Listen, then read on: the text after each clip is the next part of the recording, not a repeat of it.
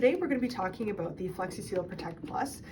This is currently being evaluated here at this site and may potentially replace the Digna Shield. So, now before you ever insert a Flexi-Seal, you have to look at the criteria for insertion. So likely what we're looking for are patients that have had 2 to 3 consecutive bouts of fecal incontinence within a 24-hour period.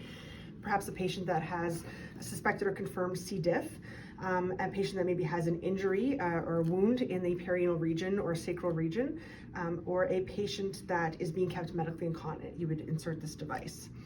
Now before inserting, you are going to have to do a digital rectal exam. So we have a simulated rectal model right here. What you're going to do is you're going to take your patient and you're going to take a lubricated gloved finger.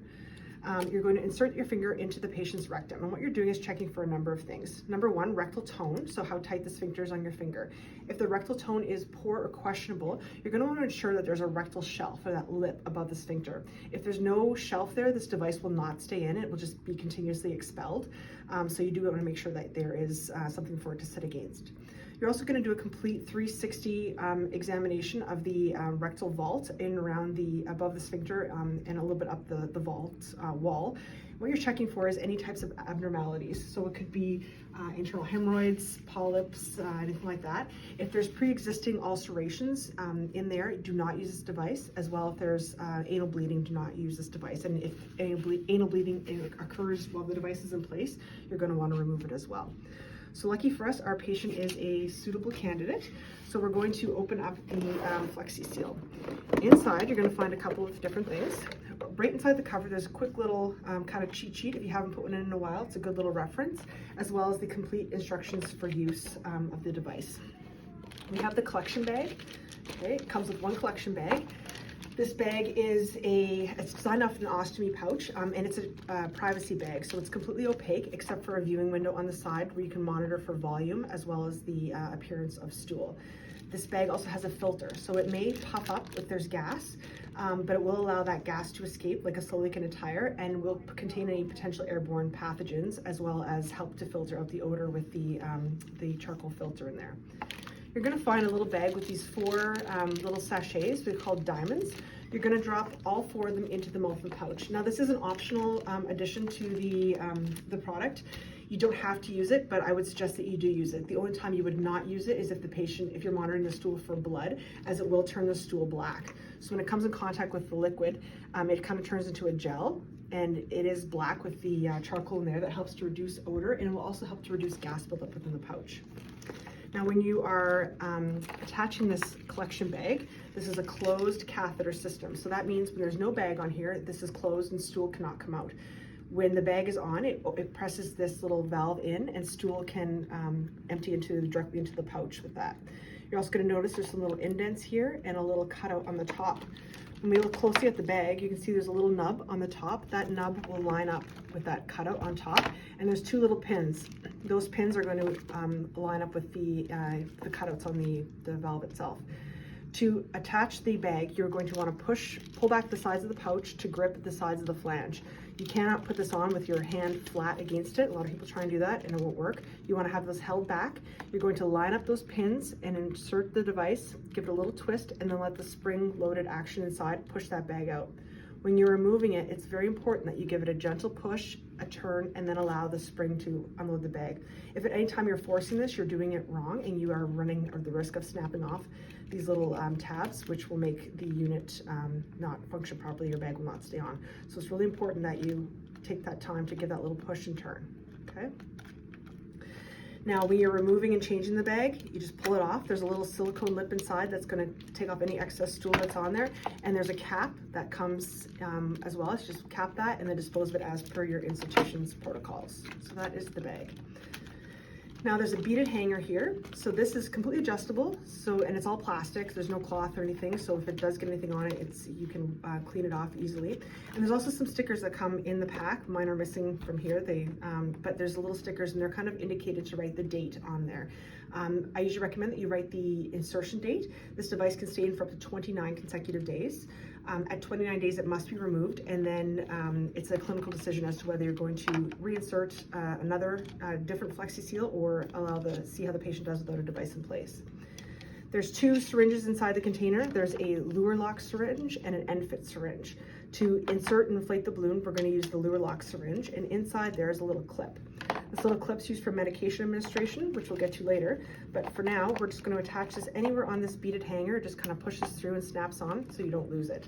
And then we're going to take that bag attached to the end of the patient's bed and just leave it in place. I'm going to remove this up here, give some space. Now, for the whole insertion process, there's actually some posters that are available from your educator. It goes through everything that you could possibly have to do with this device: medication administration, insertion, removal, etc. And as well, there's a full list of some of the indications and contraindications, etc. for this device. And there is a little hanger that has some tips and tricks that can stay with the device in the patient's room, and just for a little bit of troubleshooting and maintenance of the device as well. So when we get to the full catheter, there's the retention balloon up at the top. It's a very soft, flexible balloon. And then we have all of our ports, and they're all centrally located on the device itself.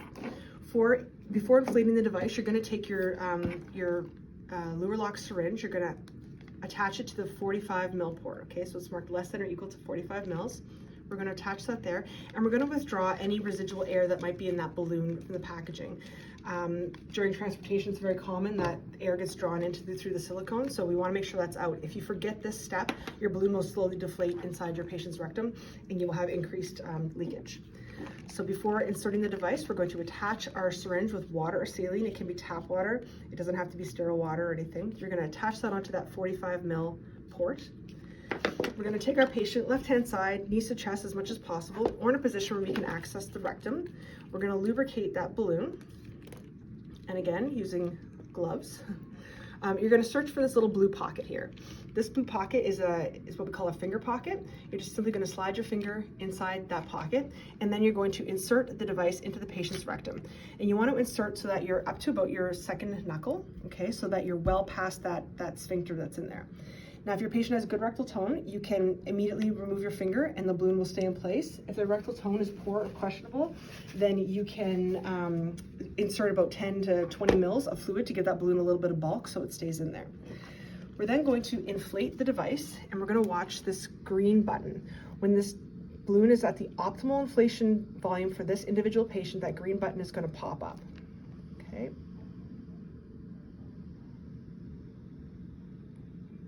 And there it goes. Okay.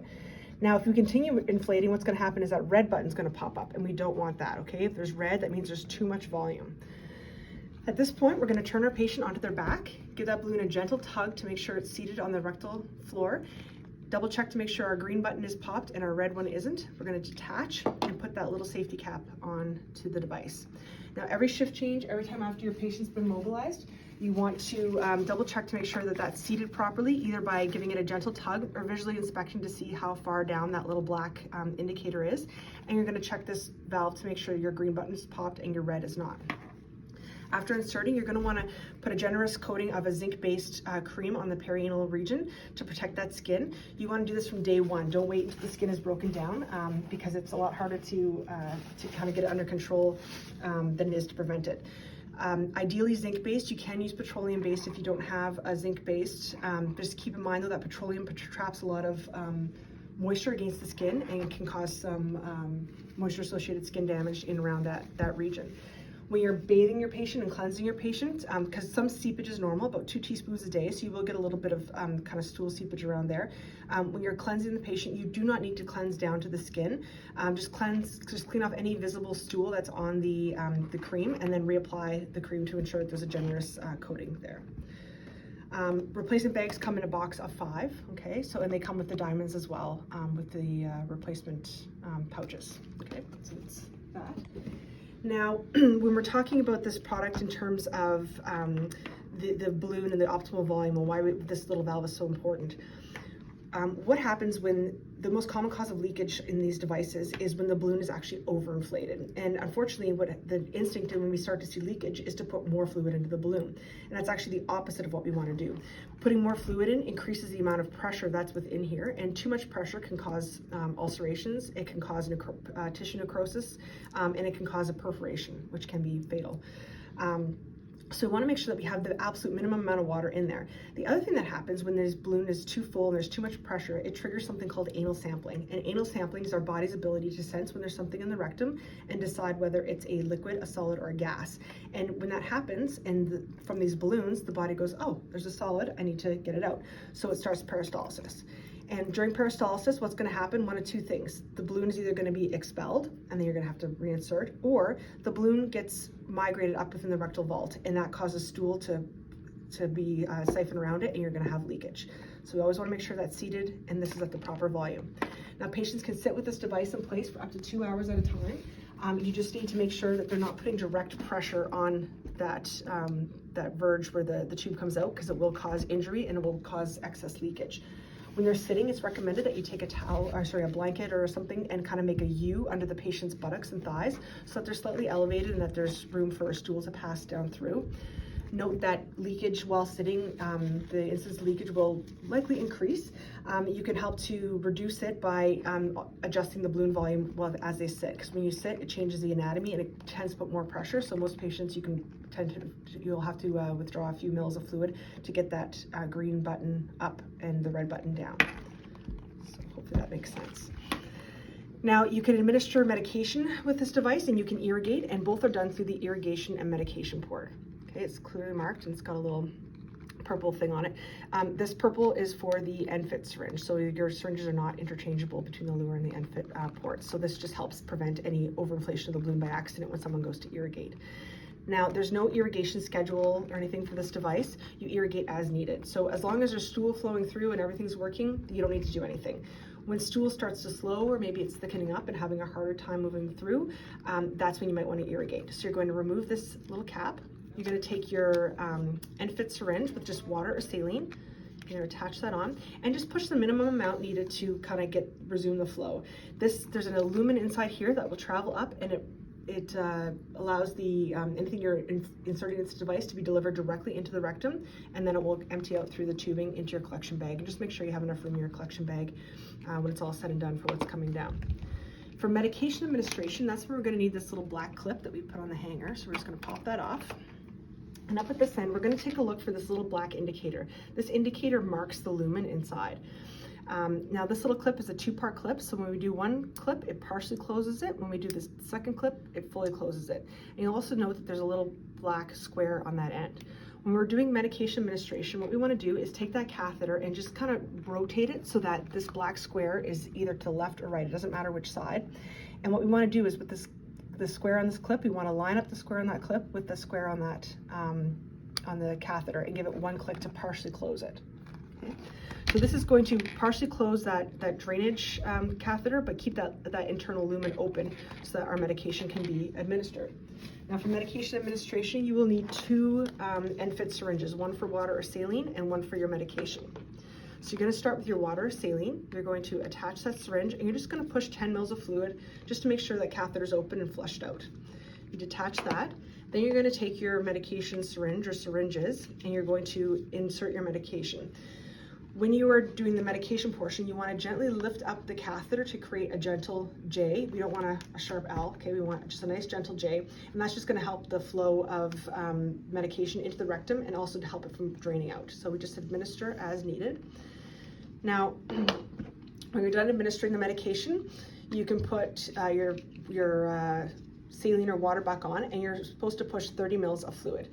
Now keep in mind, use your clinical judgment. If you've just put a very large amount of medication, some cases it's 350, 400 mils into your patient's rectum, and you see that a lot of your medication is coming out here, just push a minimum of 10 mils to clear out that lumen. When you're done, just clip that closed. Okay, and now you allow it to draw in place as directed. When it's all said and done, check to make sure you have enough room in your collection bag, and then unclip your clip, put it back on your hanger, and allow that to drain out. Once the medication is drained out, you can just take another 10 mils of water or saline and just flush out that line one last time and make sure that everything is clean, and then put your cap back on. Now you can also use that little clip to do a stool sample. There's a blue sampling port right on the device. If there's stools flowing well and there's a lot there, you can just simply milk some fresh stool down to that catheter end and just use your finger to kind of close off and make a little kind of reservoir there. You're going to need either a straight tip or a straight tip syringe or an adapter to withdraw your stool sample. You're just going to open this up, put that through the valve and withdraw your sample, deposit it in the appropriate container, and then close the valve back up. Now, if your patients, if the bowel movements are very irregular or slow and there's not a lot of stool there, you can use this clip and you would just put it down below the sampling port, so on the bag end of the sampling port, fully close it and set a timer, okay? It's very important, so don't forget about it because you could come back and that could be full. So just set a timer and just check on it every, 10 minutes or so to see how much stool is there, and then so that you have enough to have a sample. And when you're done, take that clip off and again, attach it down at the end. Now, in terms of troubleshooting, 90% of the leakage issues that you'll find are because this balloon is not seated properly or the balloon is over or underinflated, and generally overinflated causes problems. You might see increased leakage for patients that have internal hemorrhoids or anything like that, so that's something to kind of be aware of when you're doing your digital rectal exam, to make a note of that they do have some abnormalities within the rectal vault, but that is where most of your leakage is going to come from. Now, the other common cause of leakage is when there's a blockage. So sometimes there can be a blockage in the tubing itself. So you'll see solid stool to a certain point and stool's all leaking everywhere. So find that piece of solid stool that's in there, you're going to massage it out, and then you're going to irrigate to flush that line out, and then just monitor your patient. The other type of blockage happens up within the rectal vault where the stool gets blocks the catheter within the body. You can try and irrigate that out, and sometimes that works. In other cases, you may have to deflate the balloon, rinse it off, allow the patient to have a natural bowel movement, and then you can reinsert the device if they still need it after monitoring to ensure that their stool is still liquid. You can use the same device, okay? So you just want to take it off, you want to rinse it off really well, maybe put it in a bag, and it can be reinserted within a few hours. It's not, you can't reinsert it a day or 2 or 3 days later, it's within a couple hours. Similar if they have to have it removed for any type of procedure, the same device can be reinserted. So that is the Flexi-Seal. The last thing remaining is just the removal of the device, and it's the opposite of inflation. So you're going to locate that 45 ml port. You're going to attach your syringe, and you're going to, with steady pressure, you're going to withdraw that fluid. Now, try to resist the urge of doing this, okay? We just want slow and steady force.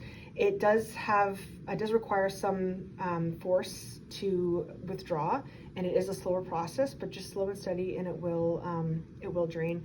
If for some reason you're withdrawing and it goes, you're like, oh, I know there's more fluid in there, and for some reason it's blocked, what can happen is the balloon can collapse in on itself on the drainage port. It doesn't happen very often, especially in patients, but if it does happen, you just push a few mils in, give it a gentle tug, and then resume draining it.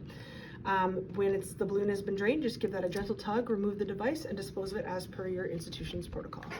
And that is the Flexi-Seal Protect Plus.